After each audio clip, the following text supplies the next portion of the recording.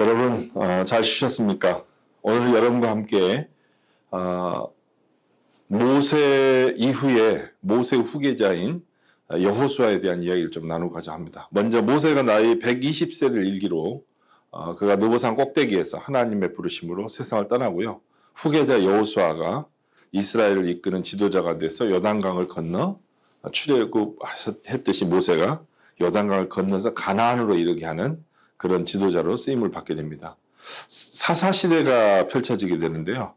여호수아 이후부터 사사시대라고 하는 것은 사사시대에는 이스라엘에게 왕이 없었기 때문에 그 왕이 하는 모든 역할들을 이 사사가 수행하는 것입니다. 때로는 위기로부터 그들을 구하기도 하고요. 재판도 해주고 모든 지도력을 발휘하는 겁니다. 사사시대를 여호수아부터 사무엘까지 이렇게 사사시대로 마지막 사사를 사무엘로 보기도 합니다. 사무엘은 마지막 사사임과 동시에 또 선지자로서의 그 역할을 감당하게 되죠.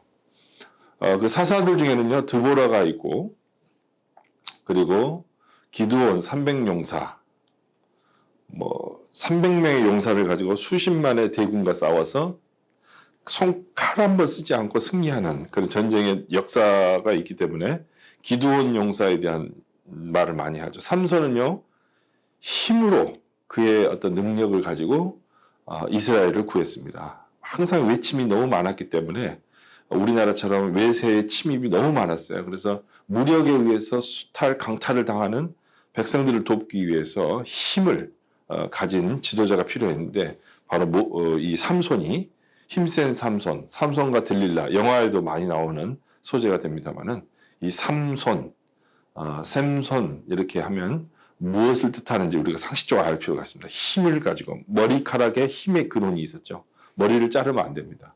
그런데 머리카락을 자름으로써 힘을 다 상실하게 되는 그 내용이 이 삼손의 이야기를 통해서 우리가 확인할 수가 있습니다. 근데 왜 그 사사들의 시기가 종료가 됐느냐?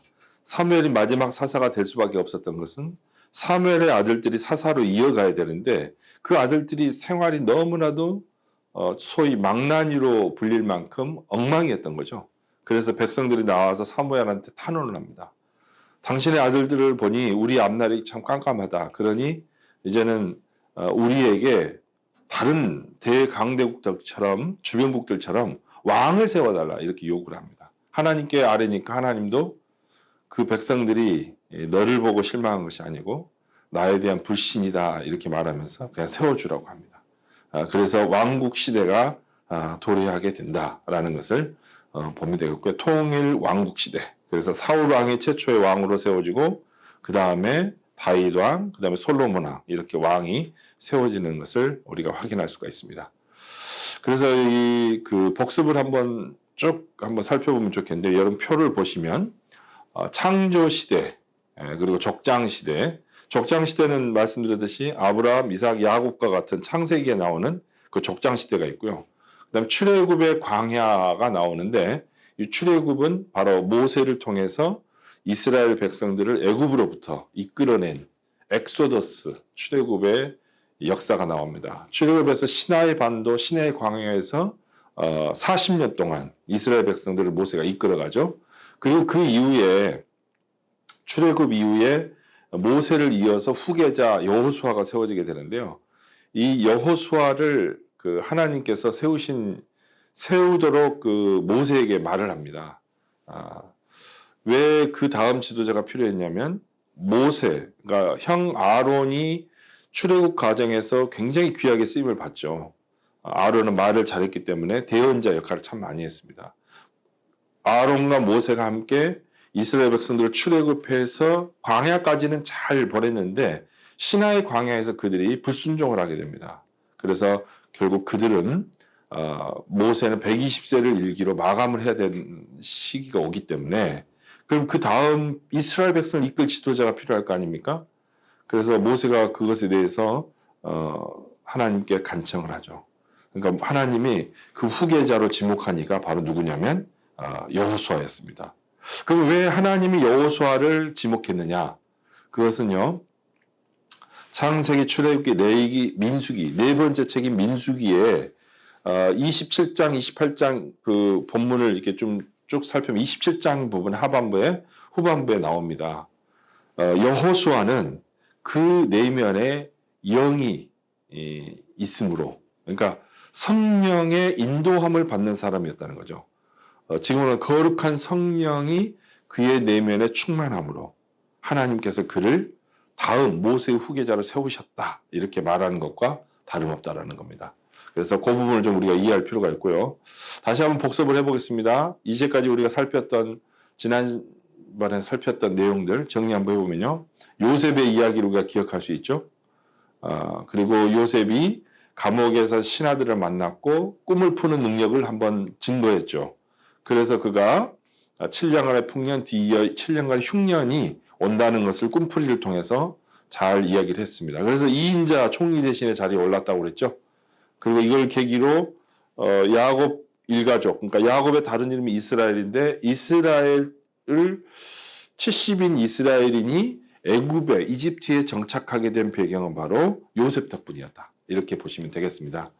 근데 출애굽의 지도자 이 모세가요, 350년이 지난 후, 그러니까 요셉의 공헌이 이제 잊혀져 갈 때 모세가 출생을 합니다. 바로가요, 태어나는 즉시 이스라엘 출신들의 남자 아이들은 다 멸절시키라고 그랬어요. 사내 아이는요, 산파들에게 명령을 내려가지고 애가 태어났을 때 남자인지 여자인지 보고 여자이면 살리고, 그리고 노예로서 사용하고, 그 다음에 남자아이들은 다 죽이라. 이집트의 파라오가, 이 왕이 그렇게 명령을 내린 거예요. 바로 왕이. 그러니까 이런 어떤 끔찍한 상황이 펼쳐진 거죠. 살육의 현장. 그래서 하나님이 그 백성들의 고통의 신음소리를 들으시고 어린아이들의 정말 생명을 유린하는 이 악한 이 이집트 제국으로부터 바로 이스라엘 백성들을 이끌어내기 위해서 지도자를 세웁니다. 그게 바로 누구냐? 모세라는 거죠. 그래서 모세가 신실한 하나님의 백성의 가문에서 출생을 합니다. 원래는 그 남자아이가 태어났기 때문에 원래는 죽도록 내줘야 되는데 그를 모르게 숨겨서 3개월을 키웁니다. 근데 울음소리가 너무 커져요. 그래서 어쩔 수 없이 그를 갈대 상자에다가 역청, 지금은 아스팔트라고 하죠. 그 방수 효과가 있습니다. 여러분, 나무만요, 배를 나무로만 만들면 물이 다 들어오죠. 그러니까 그거를 요즘은 뭐 페인트나 다른 뭐 재료를 쓰겠지만 그 당시에는 이 아스팔트를, 기름기가 있는 이 아스팔트로 바르면, 안과 밖으로 바르면 역청을 바른다고 그러는데 이게 아스팔트를 끓인 거거든요. 그러니까 그 아스팔트를 바르면 이게 방수 효과가 아주 끝내줍니다. 그렇게 해서 이 배가 그 침수되는 걸 막아줬죠. 그래서 이제 그가 그 나일강에 띄워지게 되는데 마침 목욕하러 왔던 공주가 우리 그 모세를 발견하고 그를 맞아들이죠. 근데 이게 그 궁중에서 그가 어떻게 보면 입양된 왕자로서 40년을 보내게 되죠. 근데 그가 40년을 보내는 과정에서 처음엔 잘 지냈죠. 그런데 나중에 40세가 돼서 감독관으로서 역할을 하게 되는데 그가 이스라엘 백성을 괴롭히는 이집트 병사를 보고 참지 못합니다. 그 분노를 절제하지 못해서요, 결국은 살인죄를 범하게 돼요. 쳤는데 그냥 죽습니다. 그러니까 얼마나 무술을 훈련을 많이 받았겠어요. 왕이 받아야 될 기초 모든 교육을 지도자로서 소양을 다 갖춘 거죠. 싸움도 잘하고 지혜도 있고 지식도 넘치고 다 갖췄는데요, 그 내면을 관리하는 게 부족했던 겁니다. 근데 하나님이 그를 쓰셔야 되는데 출애굽하려면 지도자가 돼야 되잖아요. 그래서 그때 당장 쓸 수 없었습니다. 그래서 하나님은 그를 미디안 광야로 40년을 보냅니다. 거기서 결혼하고 십보라와 함께 아이를 낳고 잘 목자로서 지내게 되죠. 그 40년을 보낸 후에 80세가 되었을 때 호렙산 가시떨기 떨긴 나무를 통해서, 불타는 그것을 통해서 이 모세로 하여금 하나님의 현현을 경험케 하죠. 못 간다고 힘이 없다고 하니까 지팡이의 기적, 던지니까 뱀이 되고 집으니까 다시 지팡이가 되고, 그런 기적을 통해서 출애굽의 사명을 부여합니다. 근데도 자기가 말을 잘못한다고 그래요. 그래서 그 형 아론을 붙여주죠. 그렇게 해서 모세는 이제 바로 출애굽의 사명을 가지고 이집트로 들어가게 된 거죠. 그래서 이집트에서 하나님께서 말씀하신 대로 10가지의 재앙을 일으켜서 결국 마지막 재앙이었던 장자의 죽음, 그 재앙 때문에 이 애굽의 파라오가 승복하게 되고 이스라엘 백성들을 이제는 나가도 좋다. Let them go. 가게 해라. 내버려둬라. 이렇게 합니다. 홍해에서 추격하던 이집트 병력은요. 변심을 한 거죠. 보내놓고나 또 추격하는 거예요. 근데 이게 홍해가 맞닥뜨려서 오도 가도 못하는 상황에서 밤이 맞도록 모세가 기도를 하죠. 그러니까 강한 동풍이 불어서 물을 감하게 하고 양쪽에 벽을 이루게 했다. 성경에 이렇게 나오거든요. 근데 영화 같은 거 보면요. 그냥 갑자기 확 갈라진 거 나오는데 그렇지 않습니다. 이거는 그냥 어쩔 수 없이 영화를 만들다 보니까 그렇게 되는 건데 밤이 맞도록 기도하고 그때 하나님이 강한 동풍이 불게 해서 물을 감하게 하고 바로 벽을 이루게 됐다. 지금도 보면요. 그 시나이 반도하고 아라비아 반도 그 반도 그 사이 쪽에 거기에 그런 그 수로 중에서 수심이 낮은 그 한 곳이 있다고 그래요. 아마 그곳으로 지나가지 않았겠느냐라고 보는 창조과학자들이 있기도 합니다. 하나님께서요, 그들을 이제 그 이끌어내서 시나이 광야로 가게 되는데 그들은 낮에는 구름 기둥, 밤에는 불 기둥으로 그들을 인도를 했습니다. 때로는요, 바위를 쳐서 물을 공급했고요. 만나와 메추라기, 만나는요, 우리가 먹는 밥처럼 매일매일 그 밥처럼 먹었는데 고기가 또 먹고 싶은 거 아니에요. 그러니까 철새 때 메추라기 떼를 공급해 줬습니다. 지금도요, 그 시나이 광야에는 강한 그 바람, 회오리 바람이 분다고 합니다. 하늘을 나는 철새들이 갑자기 곤두박질을 쳐서 땅에 추락을 한다고 그래요. 그럼 기절하면 그거를 그 가져다가 구워서 그거를 고기로 먹을 수 있었지 않았을까 이렇게 추정할 수 있는 하나의 현상이 지금도 있다고 합니다. 어쨌든 백성들은 40년 동안 방황하게 되고요. 그래서 하나님께서 모세의 후계자인 여호수아를 세우게 하는데 모세는 120세를 일기로 세상을 떠나죠. 느보산 꼭대기에서. 그래서 하나님의 부르심을 생을 마감하고 후계자 여호수아가 이스라엘을 이끌고 요단강을 건너서 가나안에 정착하게 되는데 그 정착된 이후로부터 요단강 건너 들어간 그 시기 사사들의 시대가 펼쳐지게 되는데 이스라엘 왕이 없었죠. 그래서 왕이 없었기 때문에 사사시대다 이렇게 부릅니다. 시대마다 하나님께서 이스라엘 백성의 상황과 여건에 맞게 그들을 구원하게 적합한 사사들을 세웠다. 제가 좀 빠른 템포로 이야기를 하기 때문에 놓친 부분이 있을까봐 좀 다시 한번 반복을 했습니다. 사사들의 한번 그 내용을 한번 보시겠습니다. 사사들은 메소포타미아가 압제할 때는요 온니엘이라는 사사를 세웠어요. 그리고 모압이 압제할 때는 에훗을 세워서 80년 동안 평화의 기간을 갖게 합니다. 그러니까 하나님은 사사를 세워서요 지도자를 세운 거죠. 그래서 그들로 하여금 압제자들로부터 보호를 했고 평화의 기간을 갖게 했다. 또 가나안에 압제가 있었을 때가 있었어요. 그때 여성 그 사사를 세웁니다. 하나님이. 그래서 드보라라고 하는 이 여성 사사가 40년 동안을 평화롭게 지켜주는 역할을 합니다. 그래서 40년 동안 평화를 유지하고요. 또 미디안이 압제할 때가 있었어요.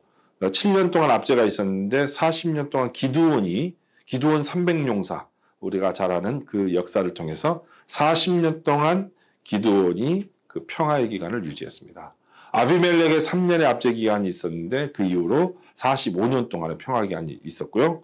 암몬이 18년 동안 압제를 했는데 입다 등이 다양한 사사들이 30년을 통치하면서 그들을 평화의 기간으로 이끌어 갔다는 겁니다. 그 다음 블레셋이 40년 동안 정말 그 압제를 강하게 했는데 그때 블레셋으로부터 삼손이 20년간의 평화를 유지합니다. 그리고 마지막은 그가 장렬한 최후를 맞게 되는데요. 실은 이 머리카락에 힘의 근원이 있다는 사실 알리면 안 되는데 그의 여자친구였던 들릴라가 너의 힘의 근원이 뭔지를 물어요. 그러니까 처음에는 뭐 삼겹줄로 나를 묶으면 힘이 없다. 어쨌든 이야기하다 결국은 나중에 실상을 말해버립니다. 그래서 머리카락이 잘리고 묶여가고 비참한 최후를 맞게 되는데 다곤신전에서 그가 그 힘을 다시 한번 회복해가지고 그 다곤신전에서 자기를 조롱하던 이들과 함께 장렬한 최후를 맞게 되는 이야기가 나옵니다. 그래서 여기 이제 좀 더 자세하게 보면요. 사사가 1번부터 지금 15번까지 나오는데 한번 대략 한번 보시겠습니다. 온니엘, 에훗, 삼갈, 드보라, 기드온 쭉 나오죠. 그 뒷면에 여기도 나오죠. 쭉 해서 삼손까지 나옵니다. 남자 사사가 11명이었고요. 여자 사사가 1명, 드보라였다고 했습니다. 하나님께서 드보라를 여자 사사로 세우셨다. 드보라를 꼭 잘 기억해 보시면 좋겠습니다. 드보라는요, 여자 사사. 그 밑에 있는 것은 히브리어가 쓰였는데요. 우리가 보통 왼쪽에서 오른쪽으로 읽는데 히브리어나 세머는 오른쪽에서 왼쪽으로 읽습니다. 드보라 사사에 대해서 대충 한번 살펴볼까요? 기원전 1100년 경입니다. BC 1100년이죠. 가부장제의 남성 문화 속에서 존경받고 40년간 탁월한 리더십을 발휘를 했습니다. 40년간요, 태평성대를 누리죠. 백성들로부터 이스라엘의 어미로서 그의 역할을 감당하게 되는 겁니다. 그래서 드보라라는 이 큰 선지자가 세워지게 됐습니다. 또요, 자신과 사람들을 존중하는 리더였어요. 분쟁을 해결할 줄 알았고요. 드보라는 자신의 부름을 받고 온 바락을 군대 사령관으로 임명합니다. 바락을 군대 사령관으로 임명할 줄 알았습니다. 이는 재능만 있다면 누구에게라도 권한을 줘서 리더십을 세우는 탕평책을 썼죠. 존 맥스웰의 이 책에 잘 반영이 되어 있는데 거기에 설명을 좀 참조했습니다. 또 사람들의 기대를 뛰어넘는 리더였어요. 보통 사람들의 생활 수준을 높이고요. 국가의 평화를 되찾았습니다. 리더는요, 언제나 그들의 기대를 뛰어넘죠. 한 걸음 더 나아가서 승리를 쟁취하고 그 열매를 사람들과 함께 누릴 줄 아는 그런 리더였다. 이렇게 보시면 되겠습니다. 또한요, 드보라는요, 확신 위에 굳게 선 리더였습니다. 여러분, 확신이 없는 리더는 어때요? 무력하죠. 확신이 있어야 됩니다. 바락의 승리를 확신하지 못하고 동행을 청할 때 확신을 갖고 승리로 다시 이끄는 지도자로서의 그 역할을 잘 보여주고 있습니다. 확신에 따라 행동을 하죠. 사람들은 확신이 있는지 없는지 금세 알아차립니다. 지도자가요, 불안불안해 보이면 어떨까요? 무너집니다. 그 지도력은 의미가 없죠. 그래서 이 지도력은 참 중요하고요. 그 다음에 기드온이 나오는데 300용사로 승리한 아주 훌륭한 리더십을 보여줬습니다. 그래서 7년 동안의 압제가 있었는데 40년 동안의 평화 기간을 유지한 이 기드온의 이 탁월한 리더십을 우리가 확인할 수 있습니다. 그 드보라는 그 에브라임 지파였고 여사사였다고 아까 그랬죠. 그런데 기드온은요, 므낫세 지파에 속했고 미디안의 적으로부터 그들을 유지했습니다. 이와 같이 다양한 지파들이 나옵니다. 기드온의 300용사. 기드온은요, 주여 내가 무엇으로 이스라엘을 구원하리까? 보소서 나의 집은 므낫세 중에 극히 약하고 나는 내 아비 집에서 제일 작은 자니라. 너무 자기가 초라하고 부족하다고 느꼈어요. 하나님은 의심이 가득한 기드온을 사용했습니다. 여러분, 부족해도요, 하나님이 쓰시면 귀하게 쓰는 겁니다. 그래서 여러분 자신을 너무 과소평가하지 마십시오. 겸손한 자는요, 귀하게 쓰임받을 수 있습니다. 핵심 인물을 얻고 영향력 범위를 넓힐 줄 아는 또 그런 면모가 그에게 있었어요. 영향력이 무르익었을 때 움직였습니다. 기드온의 그런 모습인데 보십시오. 그 300명의 용사로요, 12만 명의 병력을 물리친 하나의 놀라운, 잘 참조하시면 되겠습니다. 기드온은요, 소명을 지닌 리더였어요. 순종의 첫 단계들을 밟을 때도요, 한밤중에 행동을 했습니다. 의심이 많은 사람이었지만요, 소명을 받아들이면서 열정이 생겼고요, 과감한 사람으로 변모가 됐어요. 여러분, 우리가 사람은 변하게 되어 있습니다. 소명을 받으면요, 사람이요, 새롭게 부상을 하게 되더라고요. 여러분도 나는 부족하다, 연약하다, 그렇게 잊지 마시고요. 소명을 받게 되면 여러분 하나님 쓰실 수 있다는 걸 기억해야 합니다. 그 다음에 기드온은요, 지혜가 있었고 카리스마가 있는 지도자였어요. 어떤 상황에서도 문제를 간파하고 멀리 내다볼 줄 아는 지혜와 통찰력의 소유자였다.